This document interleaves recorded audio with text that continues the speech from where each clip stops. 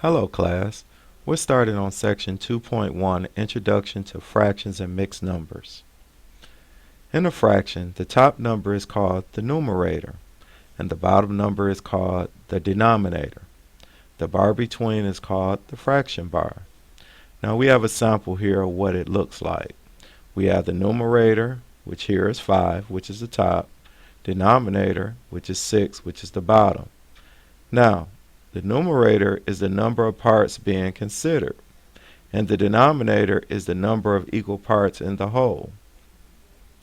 Now, we're going to take a quick look here at a couple examples.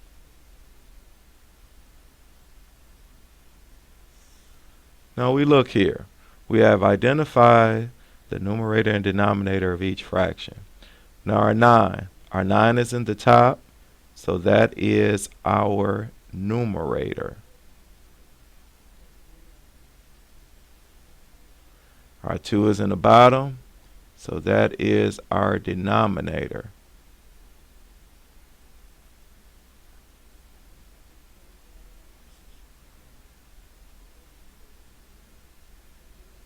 Now we look here at problem number 2.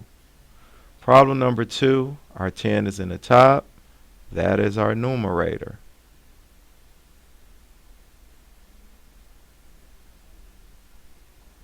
Our 17 is in the bottom, that is our denominator.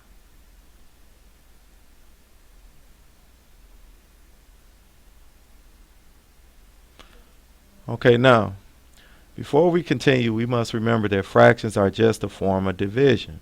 Remember, I told you that before, which we covered back in section 1.7. So let's review two division properties for 1 and 0. We scroll down here. It says let n be any whole number except 0. So basically, any number, any whole number except 0 divided by itself is 1.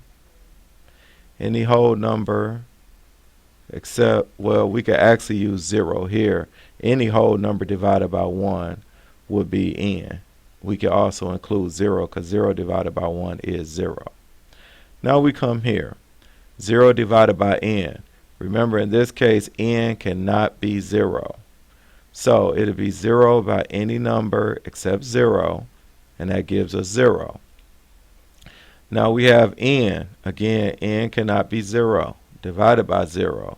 Anytime you have a whole number that's not 0 divided by 0, it is undefined.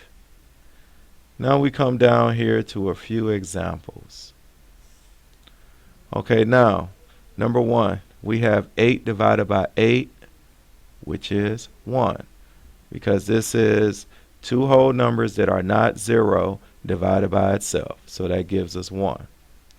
Now 10 divided by 1, any whole number divided by 1 is that whole number. Now we come down here to number 3. We have 16 divided by 0.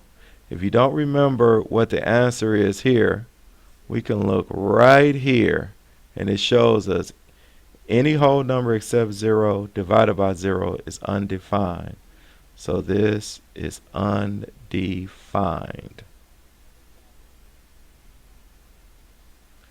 Now we come here to number 4. 0 divided by 17. 0 divided by any whole number except 0 equals 0.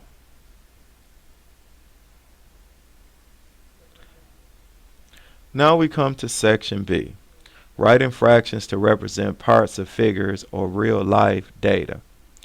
One way to become familiar with fractions is to visualize fractions with shaded figures.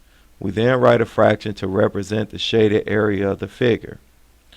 Now, in this figure, we have 1, 2, 3, 4, 5 parts. So, remember, our denominator is the number of equal parts. We have 5 equal parts. That will give us 5 as our denominator. Our numerator is the number of parts shaded, which we have 2 here. So that gives us our 2. So our fraction here would be 2/5. Now we come down to our next example. Now in this figure, we have 1, 2, 3, 4, 5, 6, 7, 8, 9, 10 parts. So 10 is our number of equal parts. Now we look for the parts that are shaded. We have 1, 2, 3 parts that are shaded. So our numerator becomes 3, which is the number of parts shaded. So our final fraction here is 3/10. Now we scroll down to a couple more examples. Okay, now it says write a fraction to represent the shaded part of the figure. Now, this is what we do first. We count the total number of equal parts. So we have 1, 2, 3, 4, 5, 6, 7, 8. So we have 8 equal parts. That is our denominator. Our numerator is the shaded parts. We have 1, 2, 3 shaded parts. So our final answer here is 3/8. Now we go to problem number 2. How many equal parts do we have? You're correct. We have 6 equal parts. Now, we look here for the shaded parts. How many shaded parts do we have? You're correct. It's 1. So our fraction here is 1/6.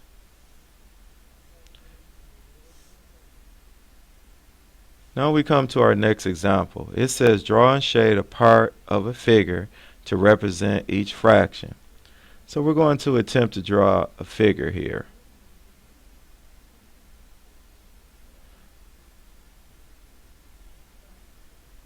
Now we have this figure here. We want 3 equal parts. Now of course I'm doing this freehand, so it's not exactly equal, but you get what it means. We need 3 equal parts, and we need 2 of those parts shaded.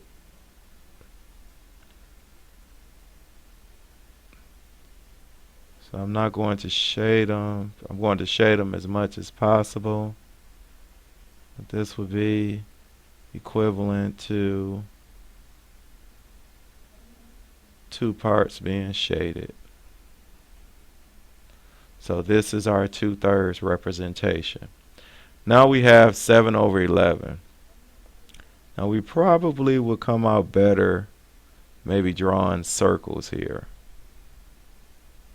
Let's see, that's 5, 6, 7, 8, 9, 10. We have 11 circles here. Now, remember, this is 11 parts of the whole. Now we want to shade 7 of these. So we would take 7 circles and shade them.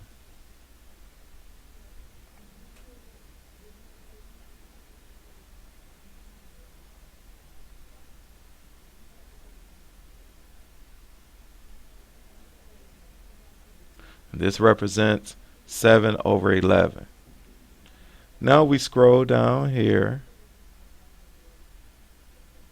to our next section, section C. It says identifying proper fractions, improper fractions, and mixed numbers. A proper fraction is a fraction whose numerator is less than its denominator, which is typically how you would see fractions. Like for instance, 2/3. 2 is smaller than 3, so that is a proper fraction. Now proper fractions are less than 1, so it would not equal 1 and it would not be greater than 1. An improper fraction is a fraction whose numerator is greater than or equal to its denominator. For example, 5 divided by 5 or 5/5 will give us 1. 6/5, 6 is greater than 5, so that is an improper fraction. Improper fractions are greater than or equal to 1. A mixed number contains a whole number and a fraction. Mixed numbers are greater than 1. In the previous examples, we used shapes and figures to represent proper fractions. So below we have visual representations of improper fractions and mixed numbers. So let's scroll down here. Let's take a look at these visual representations. Okay, now we have 2 separate figures here. Now each figure we have both of them have 3 equal parts. 3 equal parts here, 3 equal parts here. Okay, so our denominator would still be 3 because that is the equal parts. Now our numerator is all of the shaded parts. So we have 1, 2, 3, 4. We have 4 shaded, so that would be 4/3. Now that is an improper fraction, which we could rewrite as a mixed number, which would be 1 and 1/3.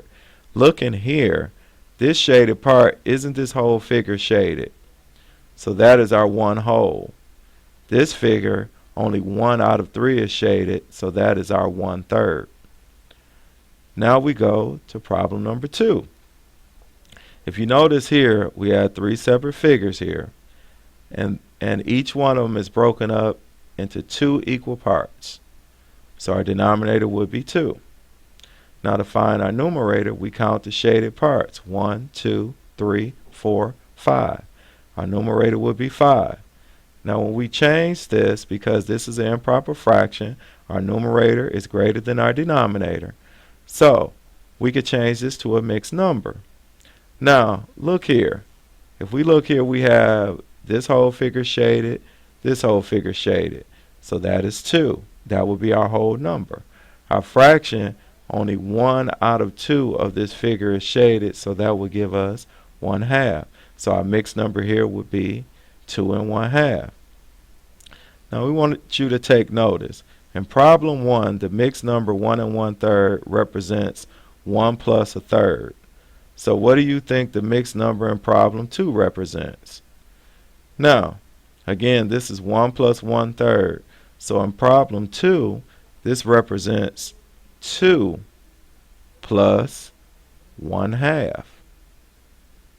Because if you look here, we take this, well, with the first one, we take this 1 whole plus this 1/3, and it gives us 1 and 1/3. We take these 2 wholes and add 1/2, and that gives us 2 1/2. Now, in example set C here, they want us to identify each number as a proper fraction, improper fraction, or a mixed number. Now, this has a whole number and a fraction. So we know whenever we have a whole number and a fraction, we have a mixed number. Now I think to make this easy, why don't we find all the mixed numbers first? So we have a mixed number here.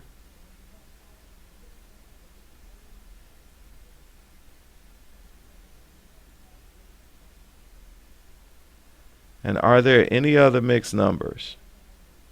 You're correct. This was the last of the mixed numbers. Now let's see if we can find all of the improper fractions. Remember, improper fractions, the numerator is larger than the denominator. So here we have an improper fraction. Now we could just write improper.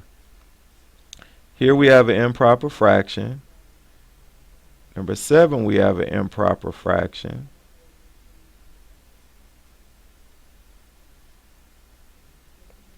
Can you think of any other improper fraction that you see?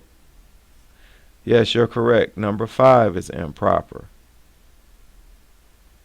As long as your numerator is larger or the same as your denominator, it is an improper fraction. Now we look for all of the proper fractions. Now remember, your numerator is less than your denominator, so this would be a proper fraction. You have to excuse me here.